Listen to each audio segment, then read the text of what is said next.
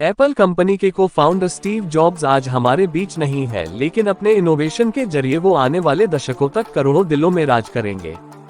Steve jobs का जन्म 24 फरवरी 1955 को कैलिफोर्निया के सैन फ्रांसिस्को में हुआ था और कैंसर की बीमारी से पीड़ित जॉब्स की मृत्यु 5 अक्टूबर 2011 को हुई थी।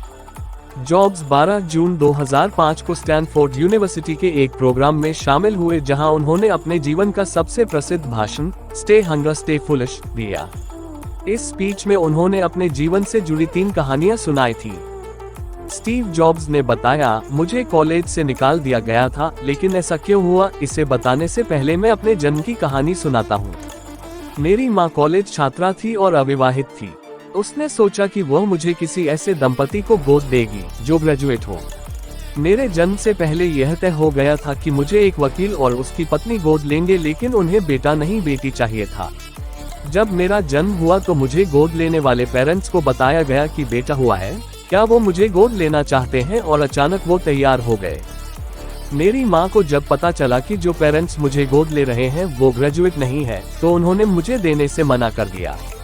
कुछ महीनों बाद मेरी माँ उस समय नर्म पड़ी जब मुझे गोद लेने वाले पेरेंट्स ने ये वादा किया कि वो मुझे कॉलेज भेजेंगे। 17 साल की उम्र में मुझे कॉलेज में दाखिला मिला। पढ़ाई के दौरान मुझे लगा कि मेरे माता पिता की सारी कमाई मेरी पढ़ाई में ही खर्च हो रही है। मुझे समझ में नहीं आ रहा था कि मैं अपने जीवन में क्या करूँगा। आखिरकार मैंने कॉलेज ड्रॉप करने का फैसला किया और सोचा कि कोई काम करूँगा।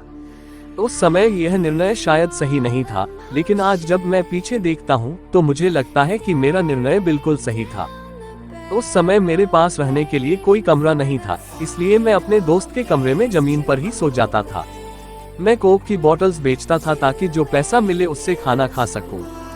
खाने के लिए मैं 7 मील चलकर कृष्ण मंदिर जाता था। रीड कॉलेज कैलीग्राफी के लिए दुनिया में मशहूर था।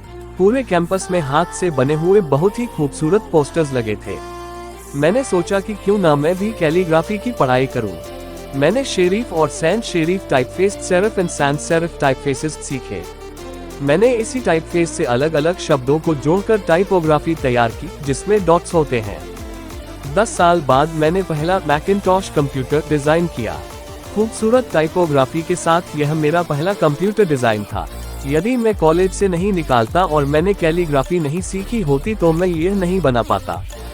मैं इस मामले में बहुत लकी रहा कि मैंने जीवन में जो करना चाहा, मैंने किया। वोजनिएक और मैंने मिलकर गराज में एप्पल की शुरुआत की। तब मेरी उम्र 20 साल थी। हमने खूब मेहनत की और 10 सालों में ही हम बहुत ऊपर पहुंच गए। एक गराज में 2 लोगों से शुरू हुई कंपनी 2 बिलियन लोगों तक पहुंच गई और इसमें 4000 कर्मचारी काम करने लगे। हमने अपने सबसे बेहतरीन क्रिएशन मैकिन्टॉश कंप्यूटर को रिलीज किया। जैसे जैसे कंपनी आगे बढ़ी, हमने एक प्रतिभाशाली व्यक्ति को कंपनी संभालने के लिए चुना। पहले साल तो कंपनी ने बहुत अच्छा काम किया, लेकिन भविष्य को लेकर हमारा जो विजन था वो फेल हो गया। मैं जब 30 साल का था तो मुझे ही कंपनी से निकाल दिया गया। मुझे लगा कि मेरी ही कंपनी से मुझे कैसे निकाला जा सकता है। इसके बाद 5 सालों में मैंने एक नई कंपनी तैयार की, नेक्स्ट नाम से, और इसके बाद एक और कंपनी पिक्सर नाम से।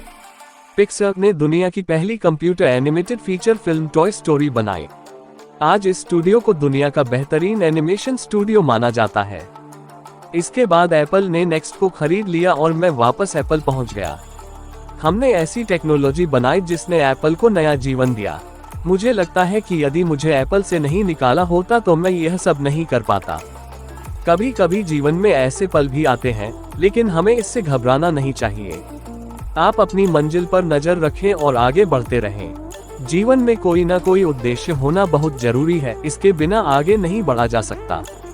सन 1996 में एप्पल की बाजार में हालत बिगड़ गई। तब स्टीव नेक्स्ट कंप्यूटर को एप्पल को बेचने के बाद वे एप्पल के चीफ एग्जीक्यूटिव ऑफिसर बन गए।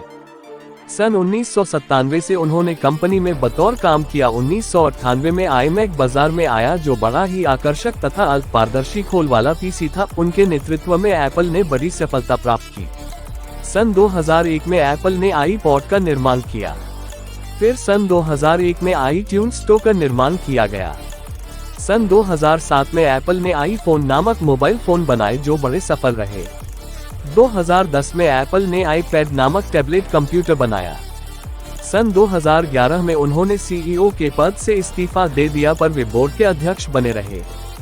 Please like, share and subscribe. Thanks for watching.